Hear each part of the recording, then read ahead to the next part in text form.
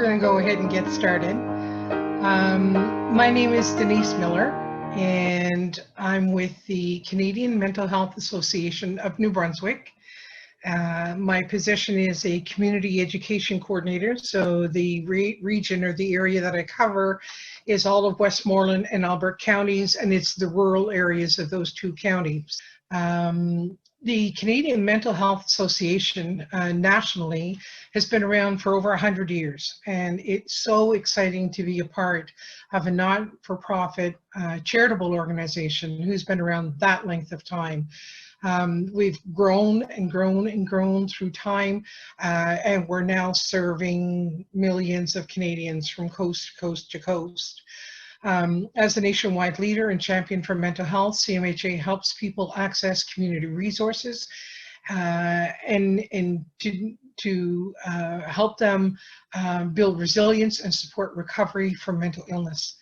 So that's what it's really all about for us. It's being there to help Canadians be the best that we can be. So in New Brunswick, our province, we have 3 offices. Our main provincial office is Fredericton, and then we have another office in Moncton and an office in St. John. Aside from those 3 offices, we have the Community Education Coordinator program, of which I am one of, I think, 10 or 11 of us. And we cover all the rest of the province, all the rural areas. So we don't cover Fredericton, Moncton, St. John. We help out.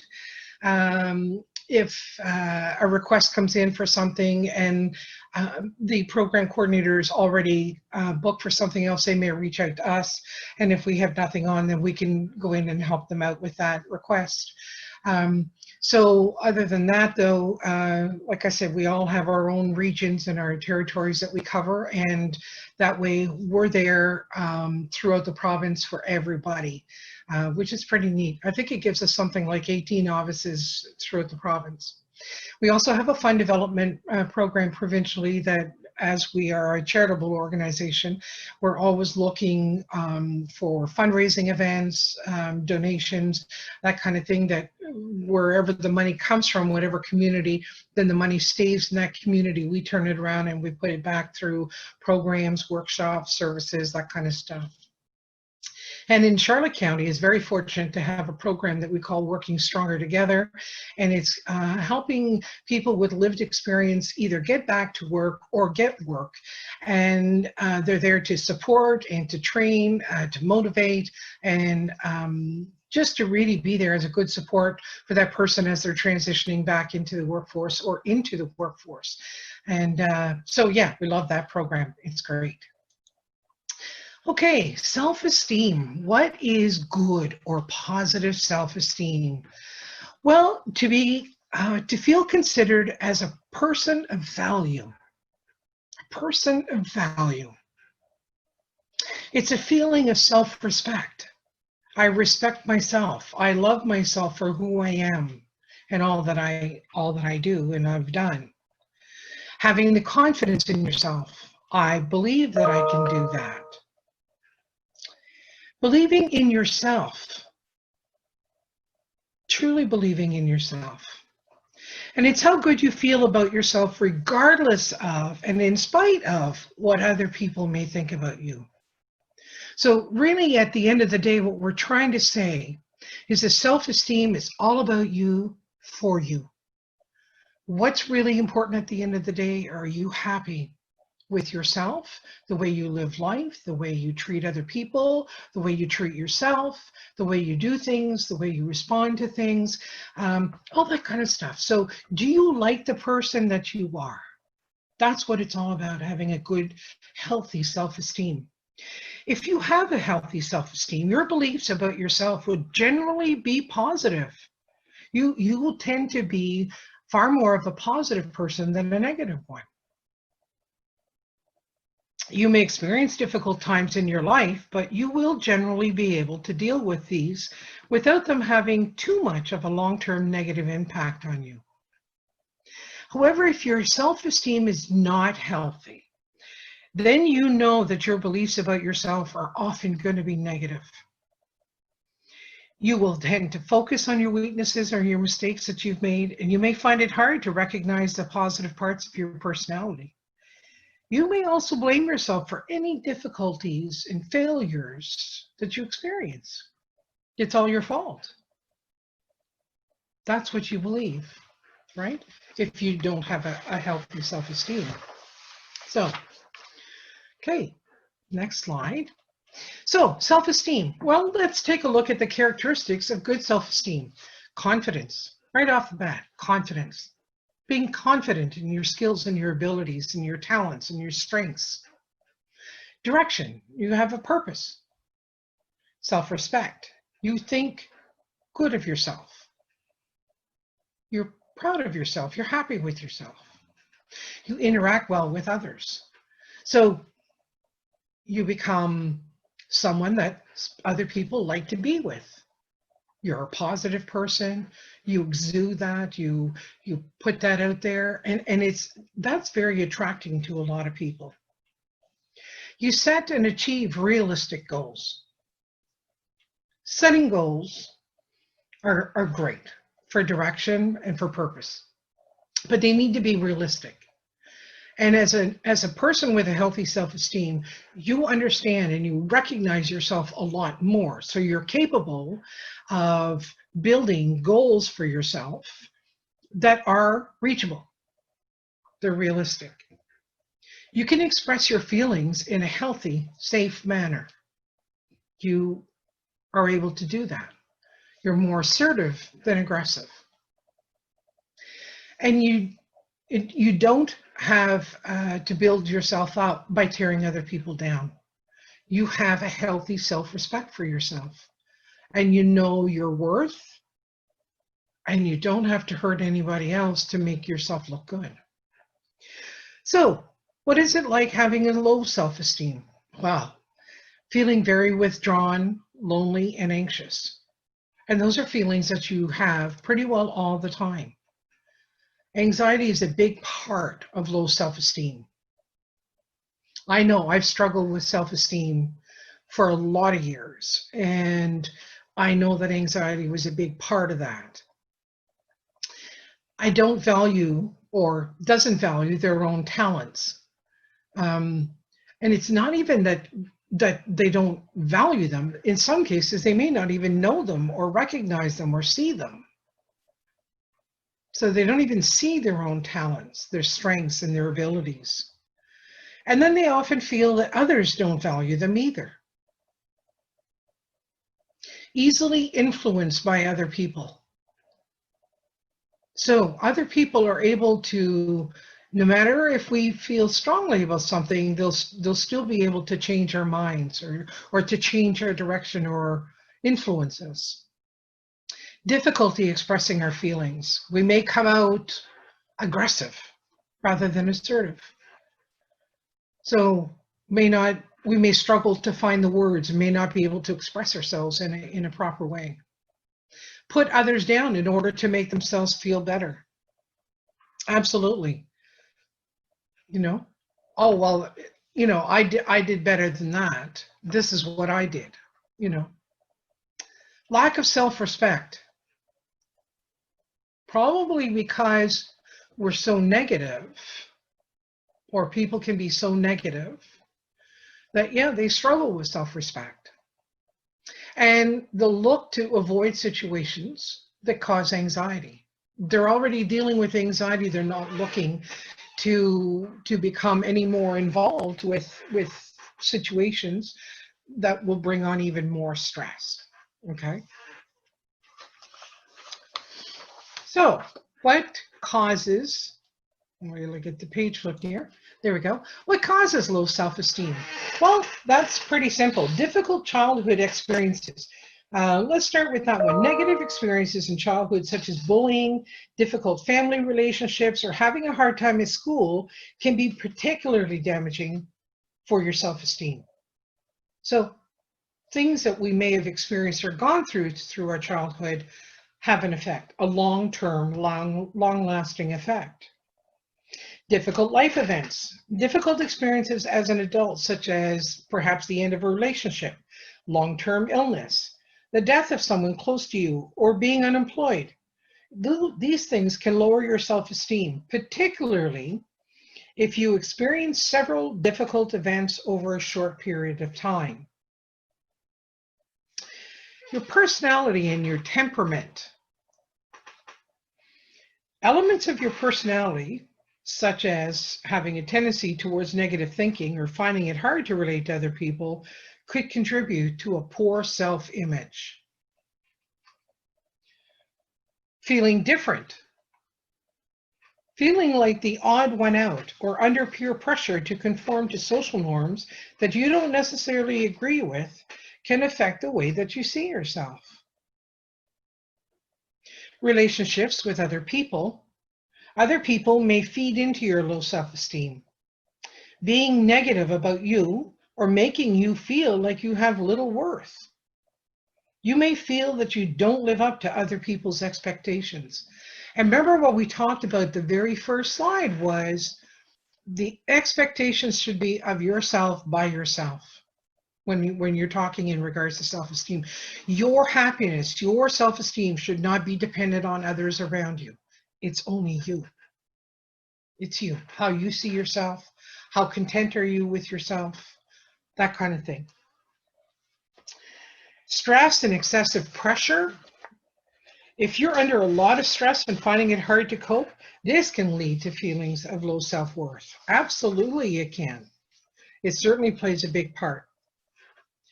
Negative thinking patterns. You may learn or develop thinking patterns that reinforce low self-esteem, such as constantly comparing yourself to others, or developing high standards for yourself that you can't achieve. You set goals that are so high and unrealistic, you can't get there, and then you're self-defeated. There I go again. How come I do that? I do things like that all the time. I set things that are too high and too hard for me to achieve. I knew I was going to fail. Why did I even bother to try? That talk, that negative talk, picks up and starts up. So it's very, very negative and very hurtful. Discrimination and stigma also play a big part. If you're discriminated against for whatever reason, this can affect the way you see yourself. In my case, I'm overweight. And I've certainly been discriminated against because of my weight. I've been treated like I have nothing worth that's important to say, that I don't need to be listened to. I've looked at other opportunities that came up in my life that I didn't get a chance to experience because of discrimination. So discrimination and stigma are other people's opinions and views of other things. And that's where, as a person with low self-esteem, that will affect the way that we think, the way that we act, that kind of thing. So social isolation and loneliness. If you have limited social contact with other people or find it hard to maintain relationships with other people, this can lead to a poor self-image. Well, why bother taking care of myself, right? I never get to go out. I don't go out with other people. I don't get to meet people. I stay home all the time. So why even bother trying? So we tend to let ourselves go, and the loneliness can take over. Trauma, abuse, or bullying. Trauma, physical, sexual, or psychological abuse and bullying can all lead to feelings of guilt and low self-worth. Absolutely. Mental health problems. Low self-esteem is not recognized as a mental health problem, but self-esteem and mental health are closely related. Low self-esteem can lead to mental health problems, lead to anxiety, lead to depression. Negative thinking patterns associated with low self-esteem, such as assuming you will fail at things you do, can develop over time and lead to mental health problems such as anxiety and depression. So low self-esteem can make it hard to try new things or complete tasks, such as starting a new hobby or completing a job application. This can stop you from living your life the way you want to and lead to frustration and depression. over time. Low self-esteem can cause people to develop unhealthy behaviors as a way of coping, such as forming damaging relationships, taking drugs, or drinking too much. This often causes problems in the long term and makes life even more difficult, which can then lead to more mental health problems.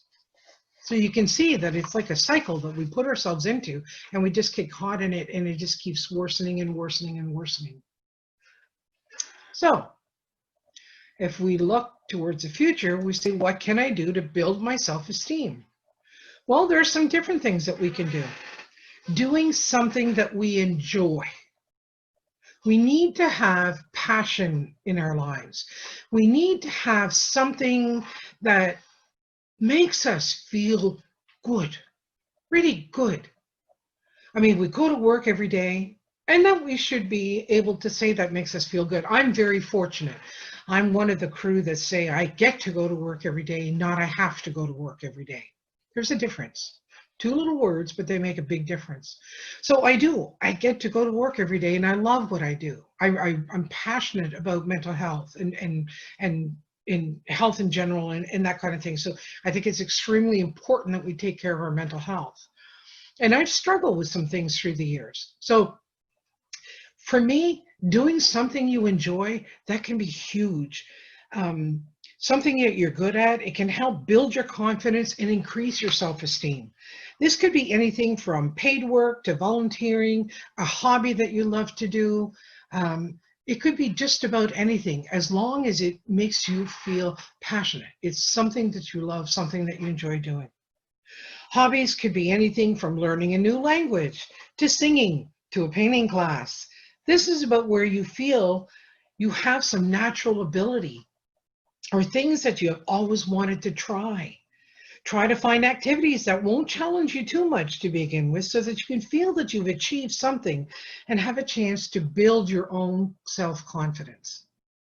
That's really important. Don't pick the biggest task ever. Okay? Like, oh, I'm going to paint. I'm going to start painting, and the first piece I'm going to do is going to be a masterpiece. No. If it looks anything like my first one did when I started going to paint nights, well, you'd have a good chuckle if you could see it, because the round hay bale is not quite round. So, needless to say, make sure your goals are realistic. Make sure the things that you try to put back in your life are things that you can do. The things are able to be reached. Try to build positive relationships. Try to associate with people who won't criticize you and make you feel, and who will you feel able to talk to you about your feelings. If you spend time around positive and supportive people, you're more likely to have a better self-image and feel more confident. Well, that makes a lot of sense. If we spend time with negative people, and we all know somebody who's negative in our lives, they really drag you down. They zap your energy. You're constantly trying to build them up and cheer them up and to make things more in a presentable, positive light. And by the time you've had a conversation with them and you leave, you're mentally and emotionally exhausted. You're drained. So if you can find positive people, but if you're very negative, please understand that positive people will feel that way. So it's really important. Our attitude is so huge to our happiness. Our attitude is really, really a big part of our happiness. I can get up every morning and look in the mirror as I'm getting ready for work and brushing my teeth or putting on makeup and say, I choose to have a really good day today. I'm choosing to have a good day. Now, something may come up in my day that I might struggle a little bit with, but I'll deal with it, and then I'll get back to having my good day. So attitude is super, super important. Learn to be assertive. Being assertive means you value yourself and others and can communicate with mutual respect. It will help you to set clear boundaries, and some ideas to help you act in a more assertive way are paying attention to your body language as well as the words you say. Try to be open and confident. If I sat like this all the time, Do I look like a person that you would feel comfortable in approaching? Most likely not. However, if I sat and I was more closer to you and I leaned in and I would listen to understand, not listen to respond, two different types of listening, then I would show that I'm concerned and I'm listening. I'm attentive to what it is that you're saying. It allows you to be assertive with me and share with me what it is, the things that are bothering you or things that are difficult for you.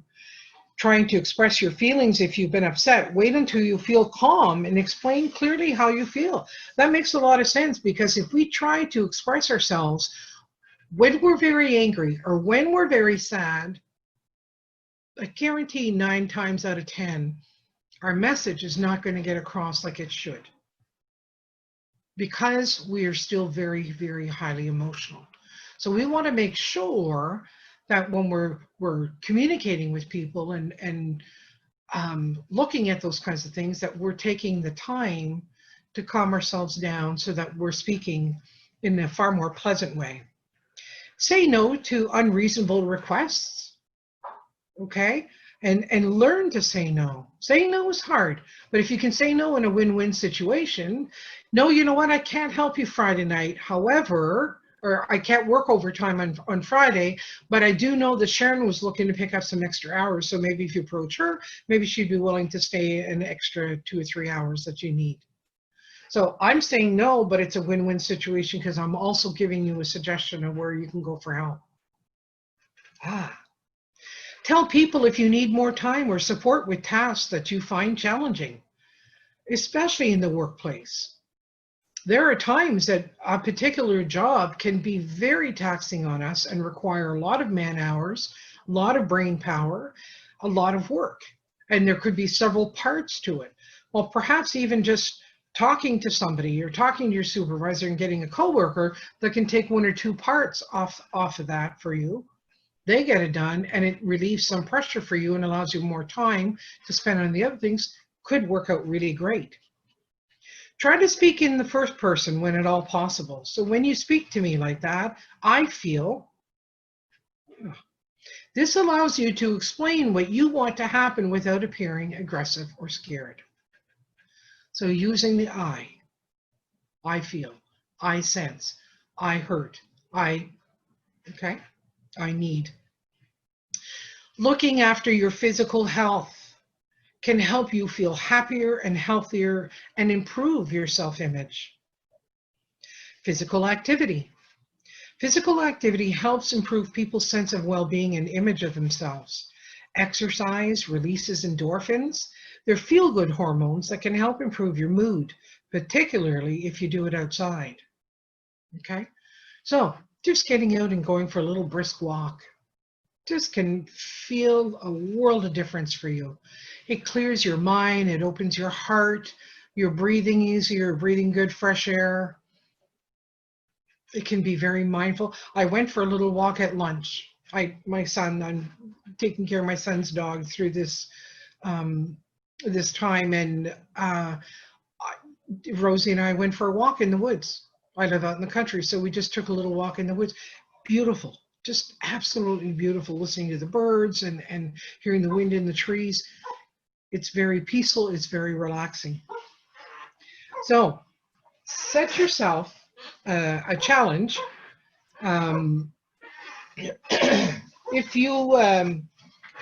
If you set yourself goals and work towards achieving them, you will feel satisfied and proud of yourself when you achieve your goal, and feel more positive about yourself as a result. In the end result, you're going to feel a whole lot better.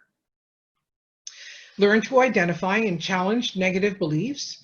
If you're going to improve your self-esteem, it may also help to understand more about your negative beliefs about yourself and where they come from. This could be a difficult process, so it's important to take your time and perhaps ask your partner or your friend to support you while you do it. You can also seek a therapist to help you through the process. As you begin to identify what your core beliefs about yourself are and where they come from, you can begin to challenge and change them. We can't fix what we don't acknowledge, right? So it's extremely important that in order to make positive change, we need to face what's what's going wrong and why, the why to it. If we can understand why we act and react in certain ways, and if we change that or we fix it, then the way we act, that will all change. It'll change to the positive, because then that situation won't be happening anymore. Work. Work can provide friendships, a steady routine, and a salary. Some people thrive in a busy environment and enjoy working to ambitious targets. It's important that you feel confident and supported in your role, and that the balance between work and your home life feels right for you. Last week or the week before, I did a work-life balance, and we talk about that. It's so important that we understand that there may be times that maybe work may demand a little bit more of our time. So maybe we're starting a new job. So we're going to be putting in more time and effort at work and perhaps at home doing research about this new job or the company or what it is, the task that I have to do. And it'll take away a little bit from my home time. But that's not going to stay like that forever. At some point, it'll start to adjust itself back out again. And if it doesn't, that's when you need to check in. So just understanding that work, we can build those healthy relationships with coworkers and our supervisors, and it becomes much better.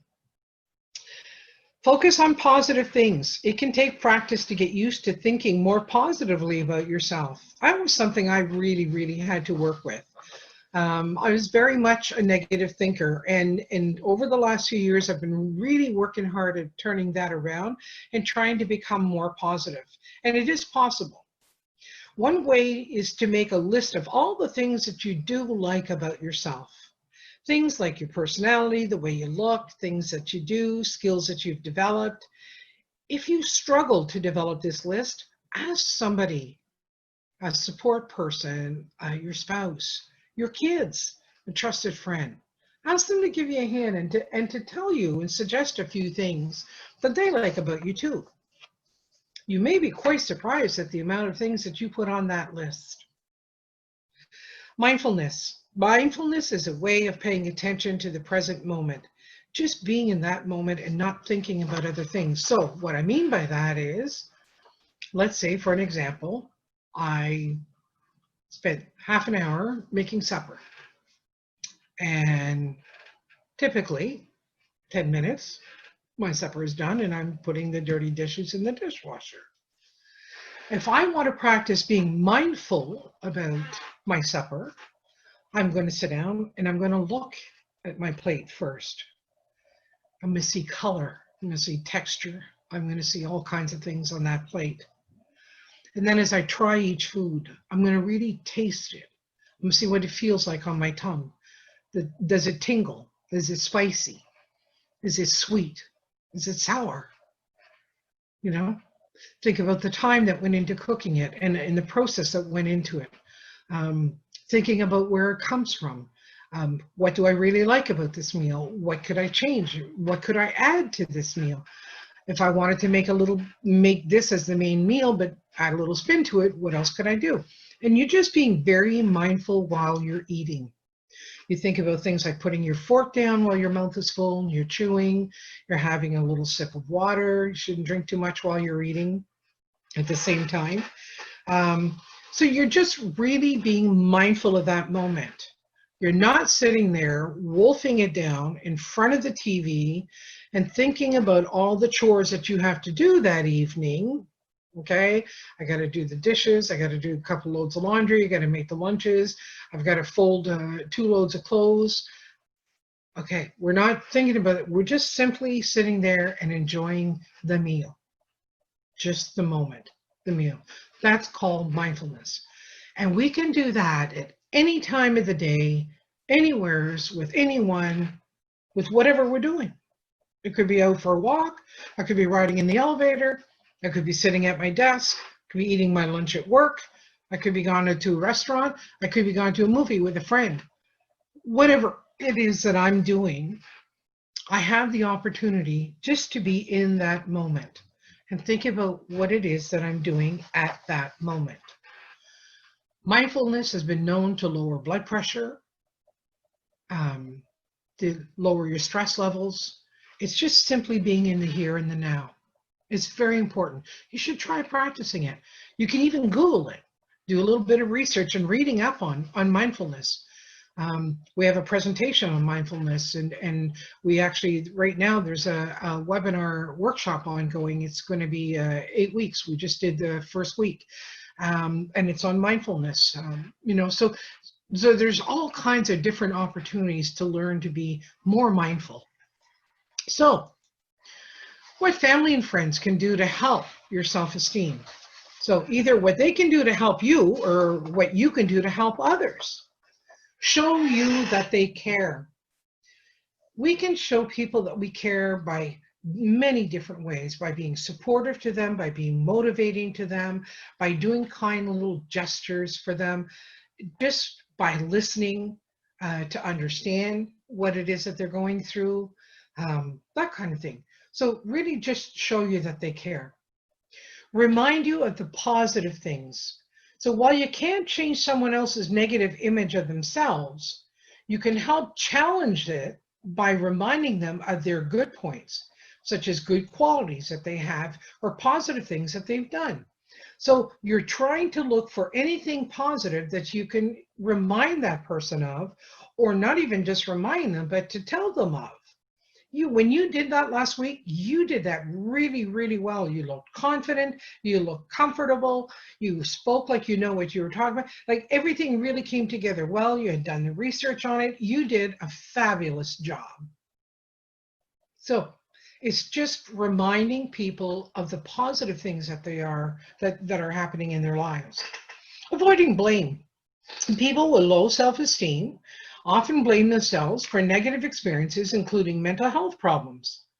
So reassure them that this isn't their fault and avoid telling them to pull yourself together. Okay? We don't need to point a finger. We don't need to determine who's to blame or who's at fault. We don't have to do any of that kind of thing. We just need to try to look towards the positive and look towards moving from point A to point B. We don't have to sit stalled and try to figure out who to blame. We just take what we have and work with it and move forward. Try to be patient with you, with yourself. Low self-esteem often builds up over many years, and changing someone's opinion of themselves can take a long time, and they may need repeated reassurance. So know that it's not going to change overnight, because it did take a lot of years to get where we are today. It's not going to change overnight. It won't change in a week, and it won't change in a month, but maybe in 2 or 3 months, you'll start to see a little bit of change. So just hang in. Know that your work it's not that they're not hearing you and it's not working. What you're doing is not working. It is. It just needs a little bit of time. Let you know that it's reasonable to feel bad from time to time. Nobody feels happy and confident all the time. And it's important that they don't feel under pressure to live up to unrealistic expectations. So, okay, things are going to happen. Absolutely. It's just like not only negative things happen to negative people, and negative things happen to positive people too, but it's how they choose to respond to it. That's what makes the difference. A negative person, if they had something negative happen to them, we go, oh yeah, here we go again. If it's not bad luck, it's no luck at all. It always happens to me. I don't even know why I bother to try, blah, blah, blah, blah, blah, right? We get caught in that negative circle and we just keep going around and around and around. It affects our feelings, it affects our behavior, and we just keep getting caught in this. With a positive person, when something negative happens, they'll sit back and go, that's not how I thought this was going to turn out, but that's okay. How do I make it work from here? Simply how you respond to it. When you respond to it in a more positive manner, you have the want and the desire and the ability to look for options and to think about options and to figure out which direction you're going to go. Or if you're the negative guy, you're still sitting back there feeling sorry for yourself. So remember what I talked about in the beginning is attitude is so important, so important. And it really is. So this is where we can see that that difference would be made. Be encouraging. If your family or friend is working in a self-help program or seeing a therapist, be encouraging and positive to them. You could also offer practical support, such as offering childcare so they can attend the appointments, right? Because a lot of times for perhaps a single parent, they may be struggling a little bit and they'd like to be able to take courses or workshops and these kinds of things, but they can't afford daycare at the same time, and they, all these different issues that come up for them. Well, in what kind way can you do a kind gesture to be supportive and to be helpful to them? That's all positive stuff. And showing them that you care can make all the difference in the world. Help you to seek appropriate treatment. So if you're concerned that low self-esteem is causing a mental health problem, encourage your friend or family member to seek appropriate treatment. I know at one point I've had depression twice in my life, and I know the first time that it came around, I found it very difficult to go for help, and I kept trying and trying and trying to fix things on my own. And one day I got up and it was a particularly really bad day. And that's when I realized that I needed help and I couldn't do it on my own. So at that point I reached out and got into some counseling, and it did me the world of good. The world of good. I so highly recommend that. And then just a few months ago, I was diagnosed again with depression for a situational event and just some long-term stuff that had been sitting there, and I wasn't dealing with it effectively. So there you go. I preach this every day, and then I get caught in it. So we just need to pay more attention. We need to listen to our little voice, that conversation that's always going on in the back of our minds. We have to listen closer, because the one person you'll talk to the most in your lifetime will be you. And it's often negative self-talk. So we need to be aware of how much we can be hurting ourselves with our talk, because we kind of become a self-fulfilling prophecy. If I tell myself that I'm stupid long enough, I'll get to a point where I'll be stupid. It's that kind of thing that we have to look at. It's very damaging. So we need to be more aware, and we need to be more thoughtful. We need to think for ourselves. We need to think for others and support others, support ourselves. Our self-esteem is extremely important. And it's not that self-esteem makes a person cocky. It's just that they feel really good about themselves. They just feel really good about where they're at and what they're capable of doing. And they see clearly what they're capable of doing, and they can understand where limits are, and where they can maybe challenge the limits a little bit, and they can challenge themselves to be stronger, fitter, healthier, happier. I mean, it's all these different things that we can do. Attitude is huge. Attitude will carry you a long, long way if you develop a healthy, positive attitude. And that can come, even if you're a negative person, you can build a positive attitude. I promise you, because it's working for me. I'm getting there, slowly but surely. So this is pretty well the end of the presentation. I'm just wondering at this point, I'm going to just check under chat and see if there's any questions or comments. Is there another slide from Lee? Great presentation, Nicole. Thank you. Is there, oh, Chloe, Denise, what a great session. It really helped me. Thank you so much for your openness about your own experiences. You're inspiring. Thank you very much, Chloe. I appreciate that. Thanks for sharing your story. You're welcome. Okay, Lee, I was wondering if you can have too much self-esteem. Well, I would think that a person could have too much self-esteem. Thanks, Julie. I think a person could have too much self-esteem, and then they become perhaps a person that's a little bit difficult to be with and over self-confident and that kind of thing. So I think there's a fine line. Thanks, Crystal. Can you have low and good self-esteem at the same time? Absolutely. I think there are times that situations and events and different things will come up that will really challenge us, and it will be a little tough on our resilience. And resilience, that's a new word. I'll take a minute and explain resilience. So there are times that we can be challenged, and we may doubt ourselves a little bit. Okay, so we may doubt ourselves a little bit. And remember when I talked about the attitude is a big part of that. And I think it's very important that we pay attention to where our thoughts are and all that kind of stuff. So yes, I think you can have low and good self-esteem, but it's really, really important, everybody, that we try to pick up when we're feeling low. And okay, what are the things that have worked in the past to pick me up? What are the things that I've done before that kind of seem to lift my self-esteem? Okay, let's take a look at the last 2 or 3 weeks. What have I done that I was really happy with, that it was good, and you know, or maybe the last 2 months, that kind of thing. So we want to pick ourselves back up.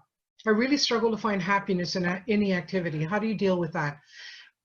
It's your mindset.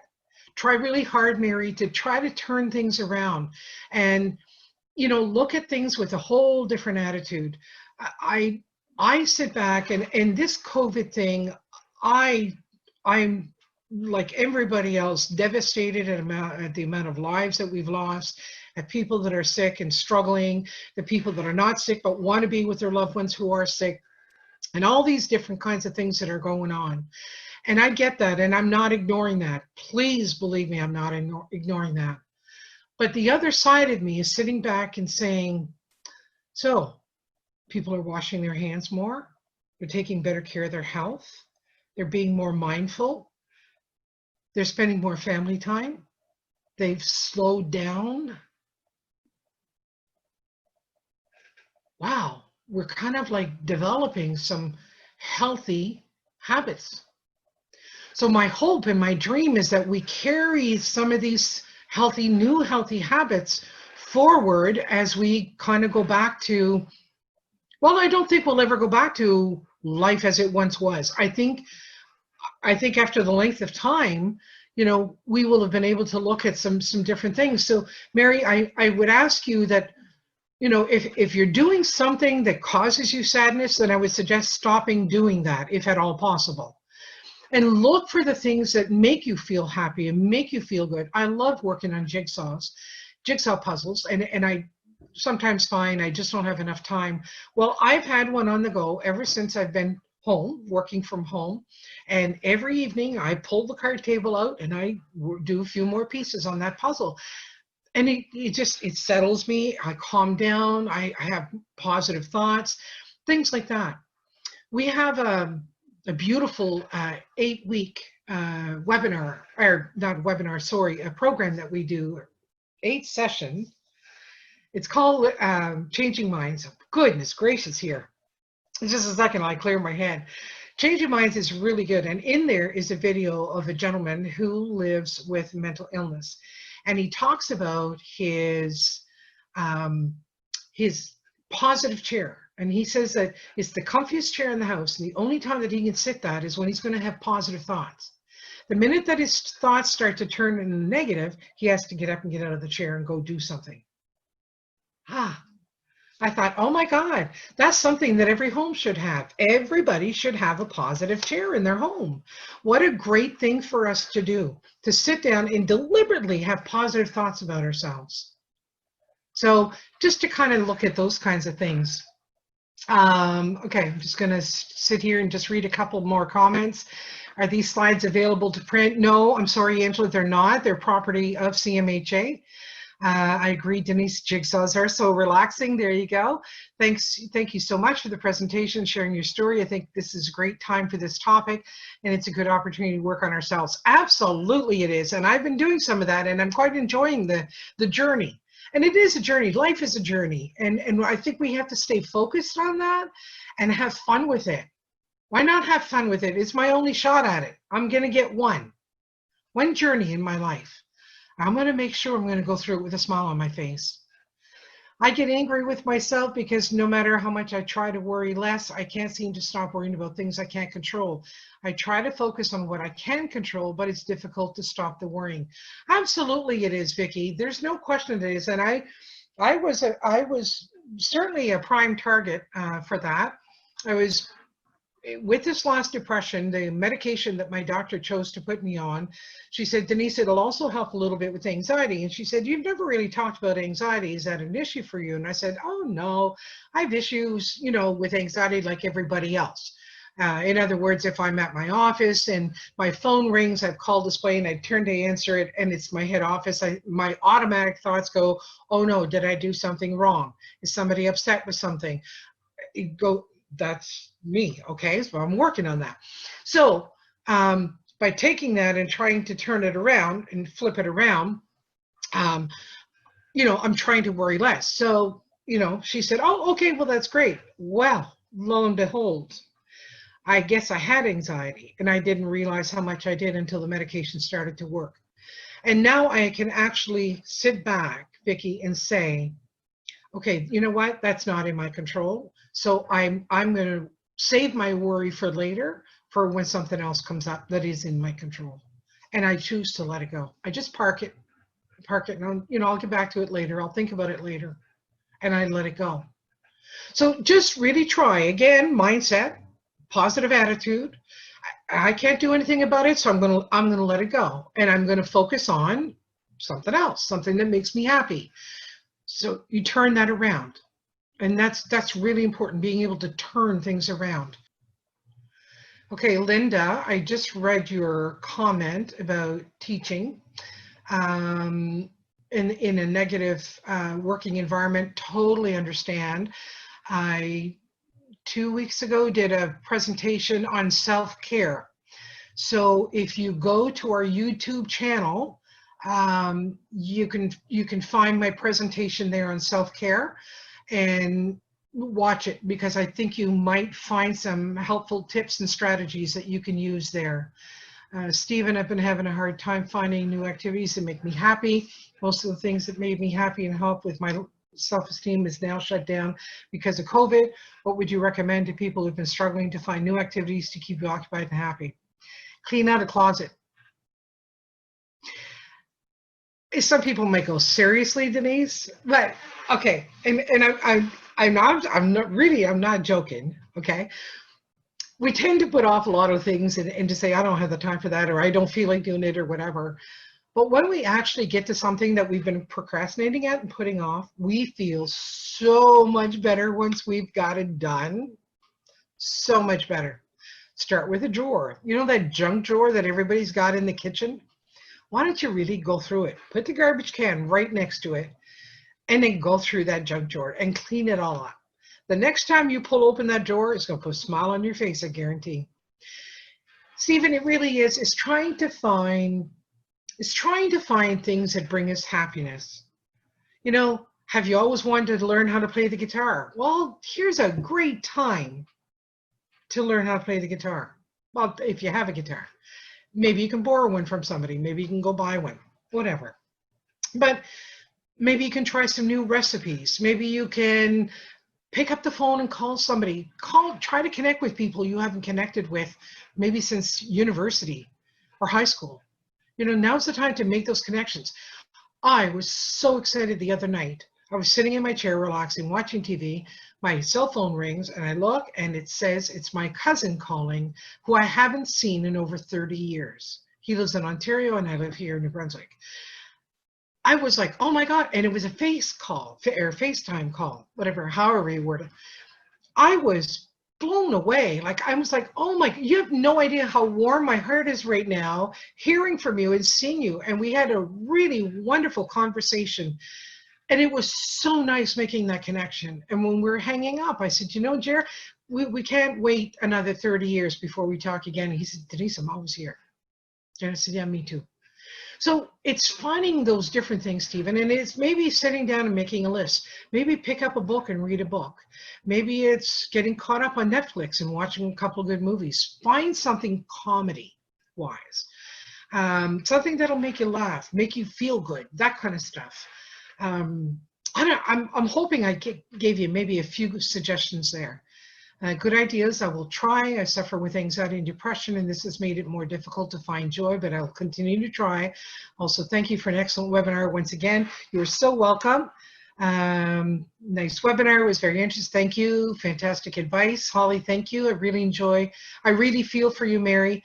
I hope you can connect with someone who will be positive for you. Absolutely. Making that kind of connection. Oh, look at that. And Nicole put that up for me.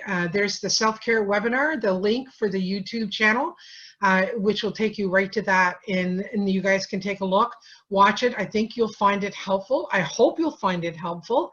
And let me see, Angela, my grandmother's doctor told her to sweep the floor once a day. LOL. Some things I like to do is color, eat sunflower seeds in the shell. It really takes a lot of focus. Watching how-to videos or funny animals on YouTube. Absolutely. It does help. Thank you. Okay, Stephen, that's great. Thank you. Love the webinar. Linda, you guys are all amazing. And hearing these kinds of comments, and I just want to finish with the resilience piece. I was asked 4 years ago by school to come in and teach the children about resilience. And I kind of went, oh my goodness gracious, how do I teach resilience? So I thought long and hard about it, and I went into the class, and then I started off my presentation, and I said to the kids, I'd like to know if there's somebody in this room that can give me a definition of what they feel resilience is. And of course, I got that deer in the headlight look. It was like they had never heard of the word before. And so, of course, I right away said, oh, that's okay, not a problem. Here's what resilience is. And I needed something they could connect with. So I said, stop and think about the birthday that you had, and grandma gave you $20 in your birthday card. And that's not a whole lot of money, but let's see what we can do with that. Thanks, Nicole. I'll get right to that question in Q&A. So you take the money and you go to the video store, and you're about 13 years old, and you dig in the clearance bin of the video games, and you find one for $19.99, and you can buy it, and you buy it and you go home, and you've never seen this game before. So you put it in the machine, and you have your little controller, and your little man is on the screen, and he's going down the path, and you're going along, and then something comes from the right and knocks you down and kills you. You go back to the start, you start again. This time you're going down the path, and just before you get to that spot, you move over to the left, because you remember something's coming from the right. Sure enough, it comes from the right and it misses you. So you keep going, but then something comes from the left, gets you, and you're killed. So you go back to the start, you start again, and you keep darting and darting and darting, because every time you fall down, you learn. You get back and you try it again until eventually you get to the end of the level and you move on to level 2. Resilience is exactly the same way.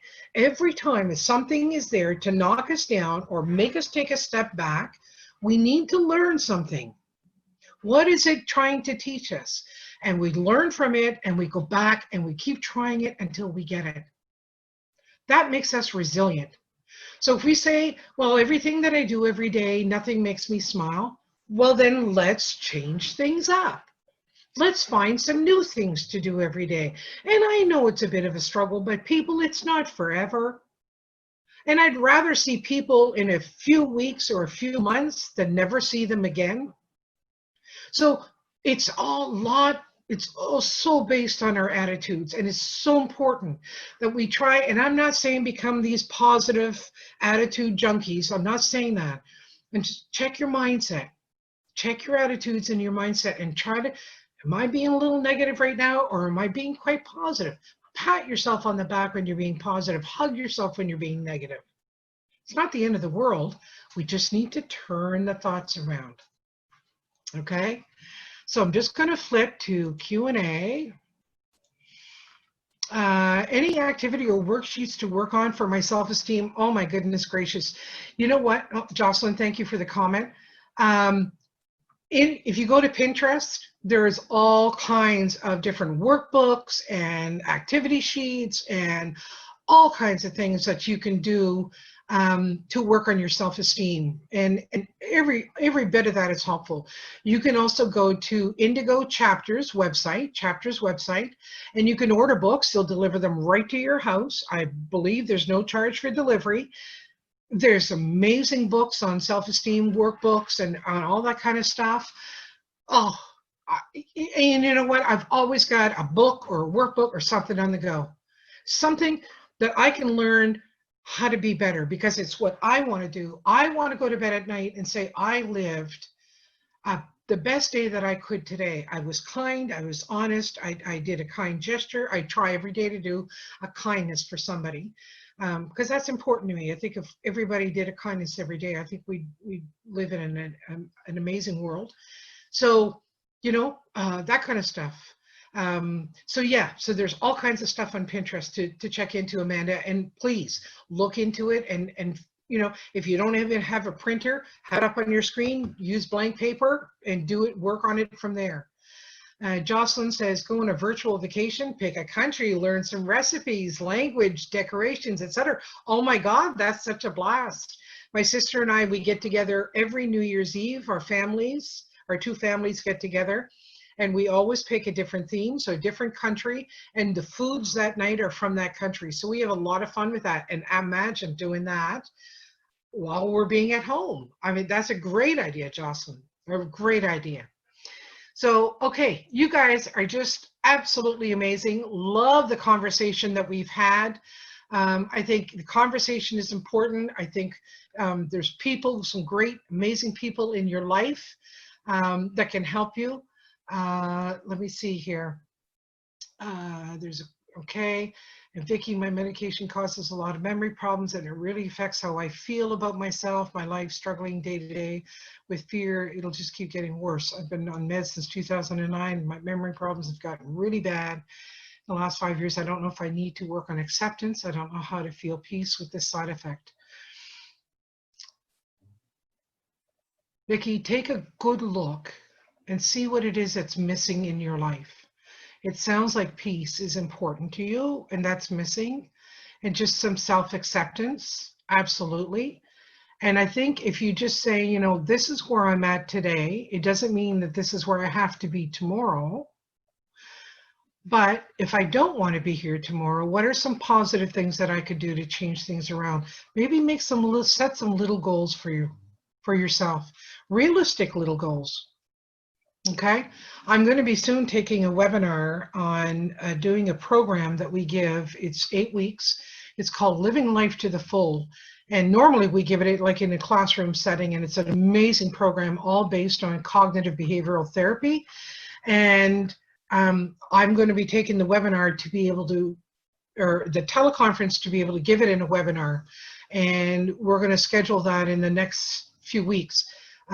So if you have a chance to sign up for that, I think you might find that super helpful, Vicki, because it's all based on cognitive behavioral therapy. Cognitive behavioral therapy is simply understanding the thoughts that are coming in, how they affect our mentality and our emotions, how they make us feel emotionally, how they affect our behaviors, and then it just keeps going around and around and around. So it's really, really important that we recognize all these different things.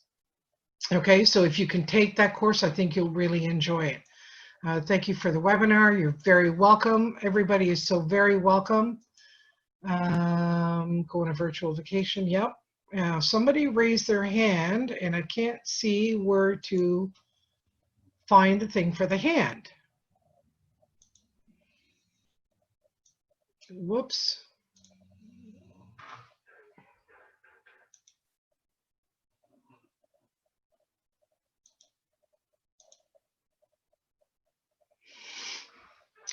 Okay.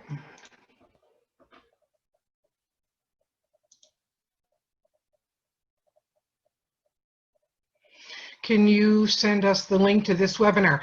Okay, this webinar, it'll be probably a few days to a week by the time they download it all and are able to get it up. So if you go to our YouTube channel, which the link has been put there, and you sign up through YouTube, it will tell you, you'll get a notice saying that it's been uploaded, and then you can watch it from there. Okay, so somebody had their hand up and I can't figure out where to do it. So can you either ask me in the questions, the Q&A, or in the chat? I would appreciate, so I really want to be able to get to your question, but I can't. I'm still learning this. We'd never done presentations in this form before. So anyway, so, oh, well, there's the YouTube channel. There you go. That's where you go to subscribe. Oh, Nicole, you're amazing. Thank you so much. She's my coworker that's hiding behind the scenes. That's there to help me. So she's absolutely amazing.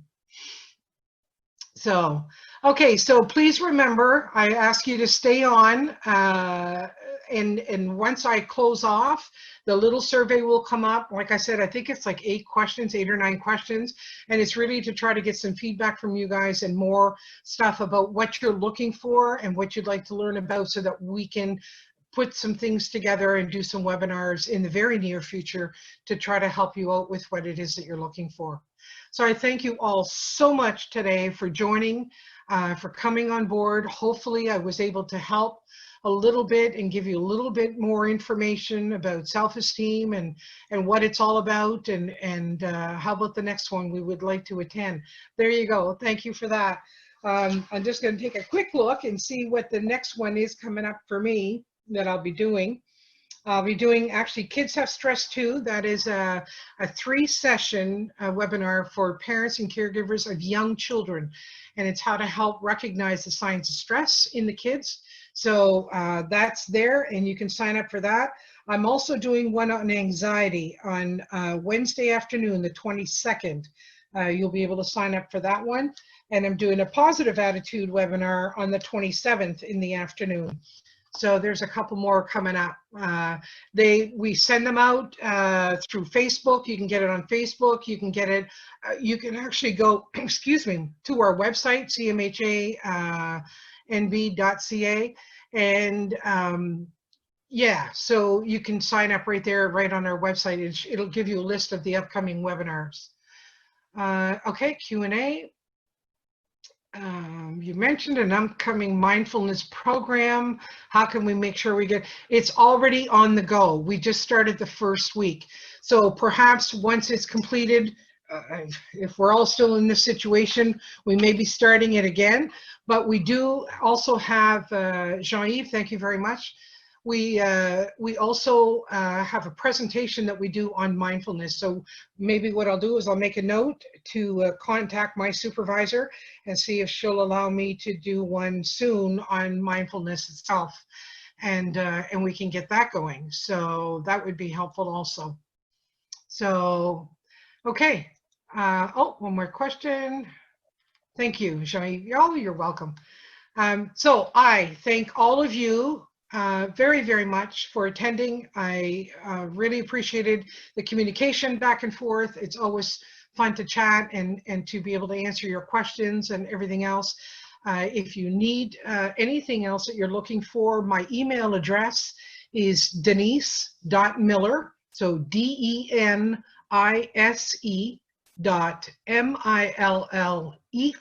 denise.miller @GNB for Government New Brunswick, GNB.ca. So you're welcome to send me an email, and I'd be happy to respond to your emails. And if you're looking for resources, if you're looking for handout information, your pamphlets, whatever that I might be able to help you with, please reach out. Oh, thank you, Nicole. She just typed that right in there. Look at that. I could have done that too, Nicole. I just wasn't thinking. So yeah, so absolutely feel free to give me an email, send me an email, and I'd be very happy to help you out any way I can. So I'm now going to get off the meeting, and if you could be so kind to take a couple of minutes and answer the survey, we would really appreciate it. Thank you all. Have a kind day. I hope to see you soon. Bye for now.